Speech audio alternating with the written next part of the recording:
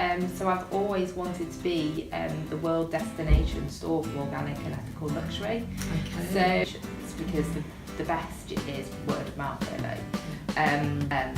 Just to make sure that they are kind of legit, and you know, the more kind of certificates and proof you can get about a factory, the better. Just because you're small, just tell them your vision, and hopefully they'll believe it and buy into it, and they'll support you.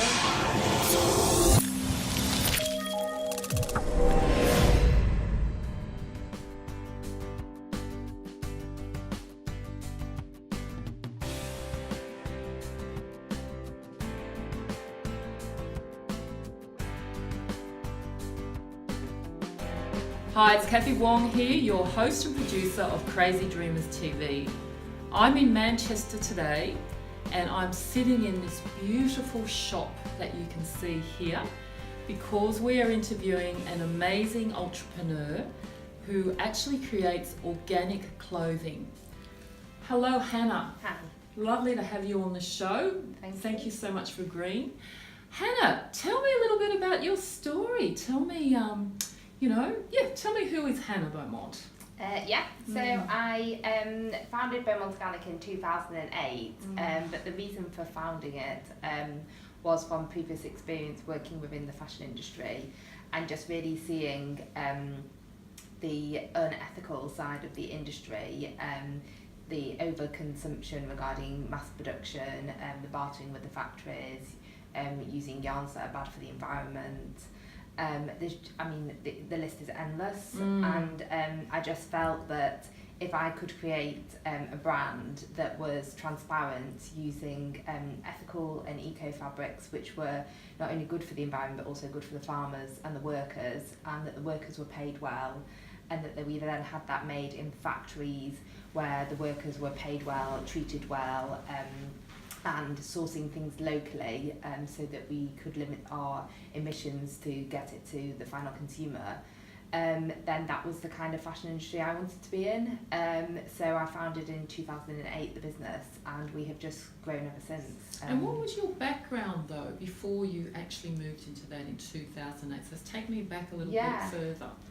So I was very kind of ambitious through school. I studied fashion amongst all my other courses, and actually fashion and maths were my two strongest. And I left school actually with very good grades, but having been dyslexic through school, I really found it very challenging, so I took a year travelling. So after I finished there, I then went to university and started following the path into buying, and I went to work at Monsoon. Which is certainly one of the more kind of ethical and eco of the high street brands in the UK. I'd done an internship prior actually at Topshop and JD Williams and a few other brands, and I thought they weren't quite for me. They were quite fast fashion, and I wanted to be in quite a slightly more smaller companies to see what I thought would be smaller production. And it just wasn't what I necessarily expected regarding kind of the volumes that were produced and things. So it was at that point where I think I already knew deep down that I did want to do my own thing because of obviously past experience, but I didn't think I'd do it that soon.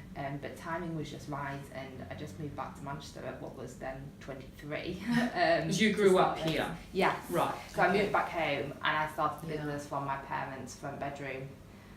In 2008. That's what I did. I started my previous design business from the bedroom of my parents' house as well. Well, it's cost effective. Exactly, very cost effective that one. Yeah. And were your parents actually entrepreneurs themselves? Actually, but my dad bought.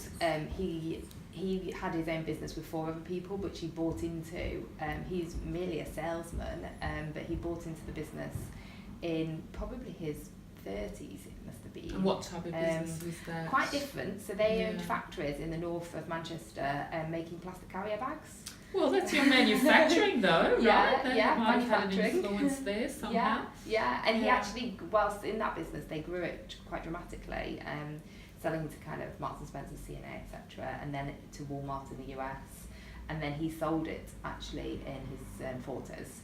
And retired. Right, well, so you've come from, so that must have had a part. So he definitely gave me the ammunition to know that if you work hard and if you know what you want, then you can succeed and you can have an amazing life after. Well, I know I had no background in manufacturing when I started my business.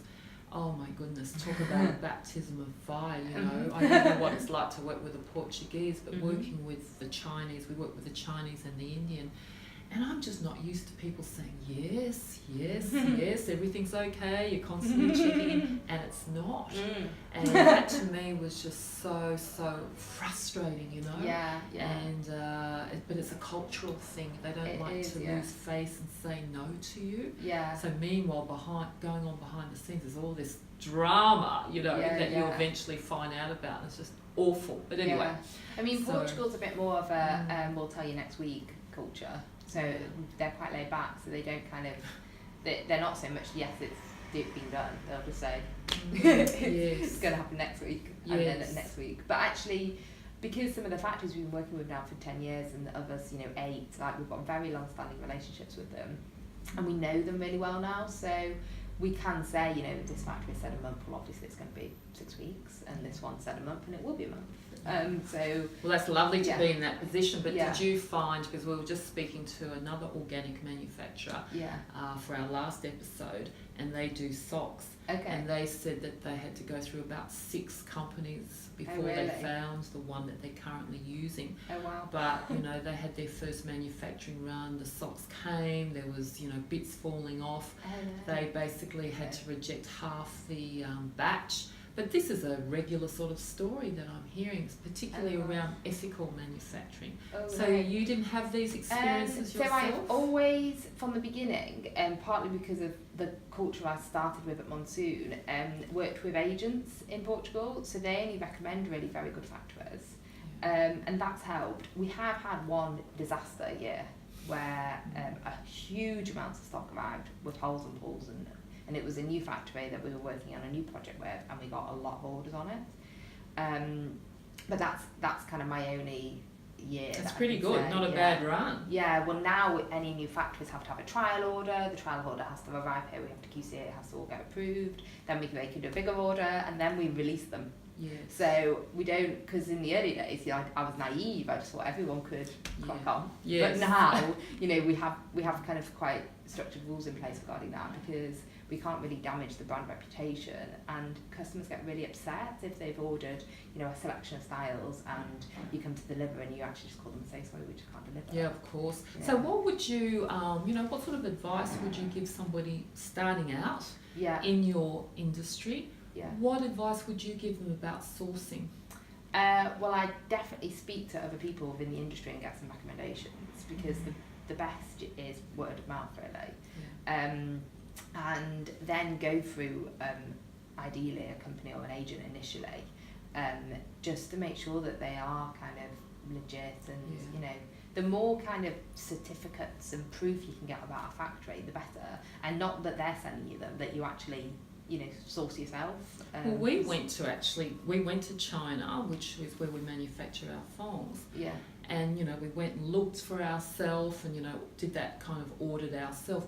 And we have an inspector, but even so, it was still difficult. And from what I'm hearing, those that have gone to agents have the least risk. They seem to have less hassle. But because the agent takes a bit of a buffer. Yeah, exactly. But finding the agents is also not an easy thing. But I suppose with your background, having worked in the industry, and there's some really massive ones. There's like Liam Fung and some of the really huge agencies. They might not be all that interested in your business if it's very small at the beginning, but they'll probably take you on. And just because you're small, just tell them your vision, and hopefully they'll believe it and buy into it, and they'll support you.